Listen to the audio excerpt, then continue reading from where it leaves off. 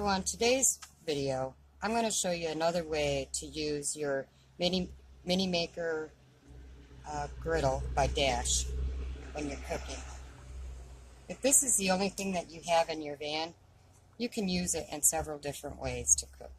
So let's get started. I'll show you what I found out you can do with this. So I went to a garage sale a couple years ago, and this is when I was getting ready and buying things for my van. And what I picked up was this set of 3 pans. Now this one here, this is the Coleman Peak 1 Camp Cook set. And I don't know if it was complete or whatever. I think I paid $2.50 for it at a garage sale. It did come in a little red bag. These all nest inside of each other. And this one right here is a quart size. This one here, which the handles flip out like this. This one is a half quart size. And then the third one is a quarter of a quart. And it has the fold out handles also. Well, what I found out is that these fit really nicely on top of the griddle. So that's the smallest pan. This one fits really well. And then this one here, this one is a little bit big, so I don't think I'm going to use this one on here. But this one, the half quart size, is perfect for me. And then this smaller one, what I can do is a lot of times I have the small little vegetable cans of vegetables, and those fit in here perfectly. So this is another way that you can use this little griddle. So what I'm going to do today is I'm going to just do a little demonstration and show you that you can cook up. Well, like yesterday, I made macaroni and cheese in here, and it turned out great. But today, what I'm going to do is I'm just going to cook up a little bit of chicken and show you that it actually will cook on top of this little mini griddle. Okay, and what I'm going to start with is I've got some butter.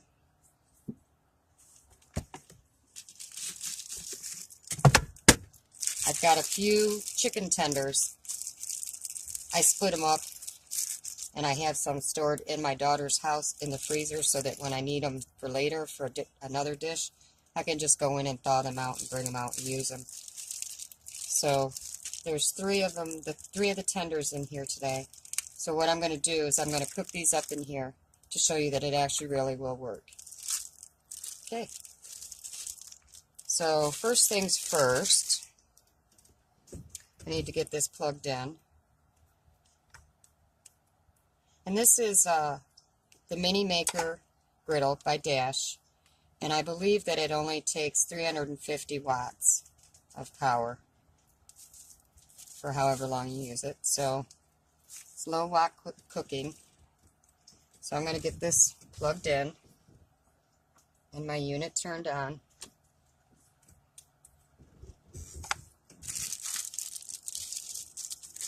And then we're just going to I'm going to start with some butter in here.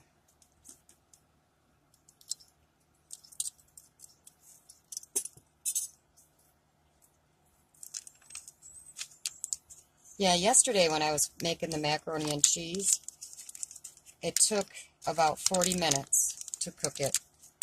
And I did a half a cup, which when it's cooked, it becomes a full cup, which is like a serving size.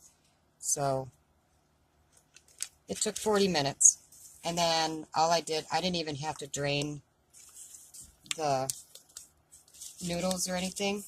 There was just enough water left in to make it, you know, like when I put my cheese in there, that I could mix it up and make it the right consistency.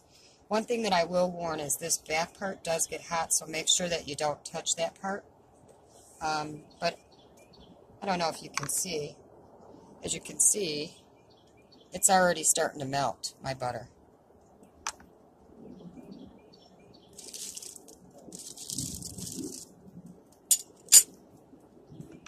just going to let this butter melt up, and then I will bring you back when it's all melted.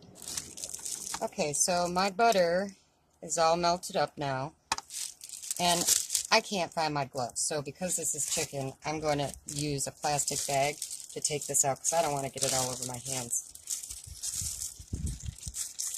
And then I'll just toss this plastic bag out. Alright, so I'm just going to lay that into there, and I'm going to put some seasoning on it.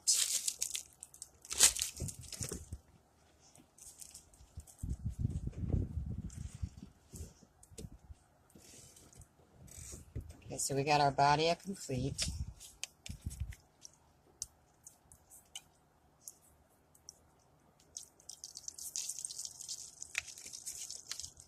And I don't know if you can hear that, but it is sizzling right now.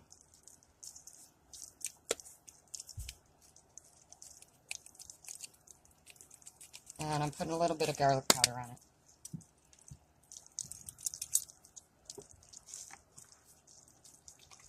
And I'm going to flip it over. And I'm going to do the same thing. I'm going to season it up on the other side.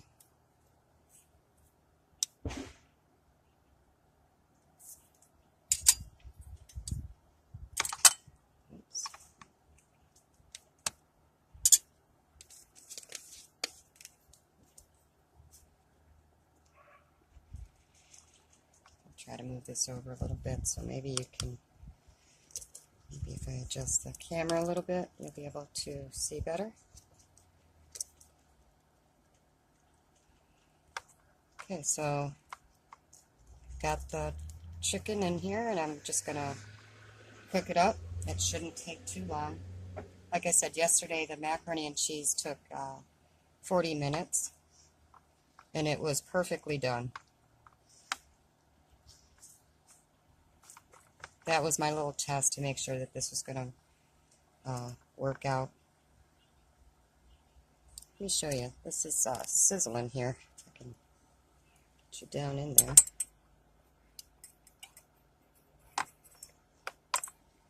Okay.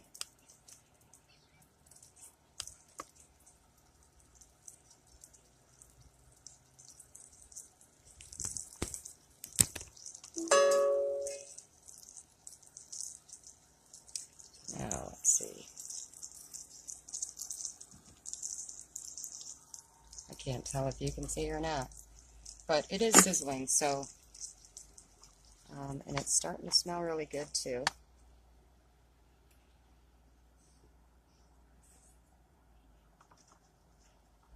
The one thing about this is, as it warms up, it'll turn off for a little while and then it'll turn back on.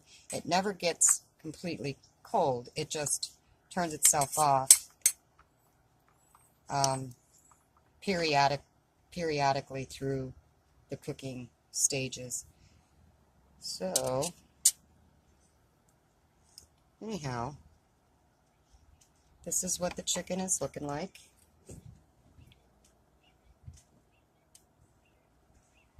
And it's just a little tender, but you could cook. Looks like a good size breast, like maybe cut a breast in half, and you could cook it in here.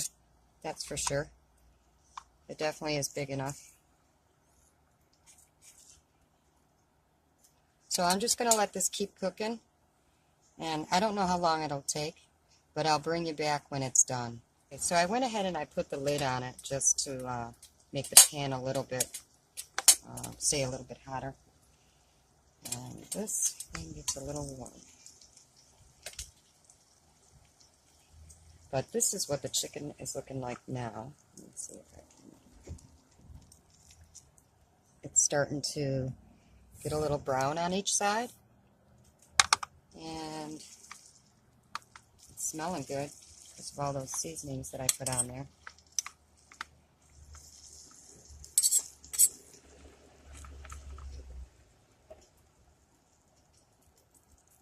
What I did while I was waiting for this to heat up was I did go ahead and I cut a little bit of cheese up. I'm going to lay that on top after it gets done cooking and let that melt. The type of cheese it is this, I get this at the dollar store, and it is the Silver State brand white cheddar cheese with Mediterranean herbs. So I think I'm going to put a little layer of that on top of the chicken, and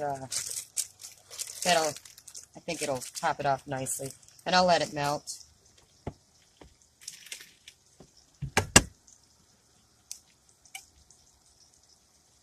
So yeah, it's still cooking, and I do have a meat thermometer, so I'm going to make sure that it reaches the correct temperature before I bite into this thing. So this is the meat thermometer that I'm going to use.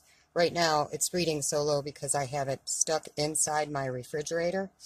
But what I can do is I can set my temperature that I want my chicken to be at, 165, and then down here in the corner it says poultry.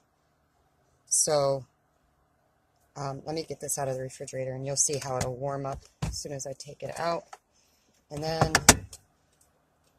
what I'll do is I will put this inside the, when you probe the chicken, it will tell you, the degrees will raise up, and when it hits the 165, the beeper will go off to let you know that your meat is done.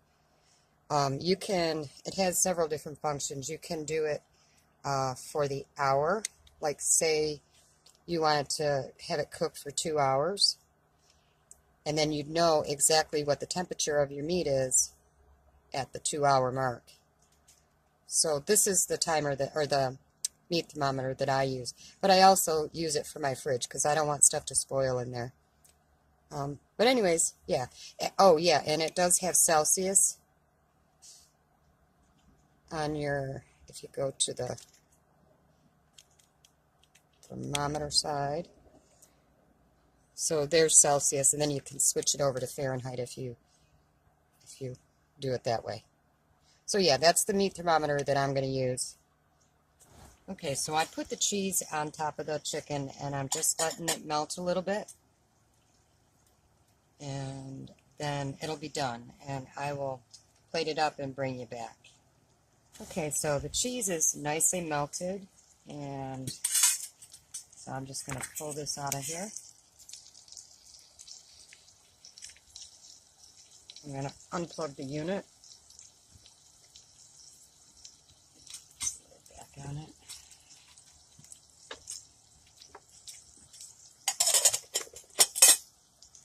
Okay. So here's the chicken tender. And I'm just doing a small demonstration. Of course, you can cook more in here.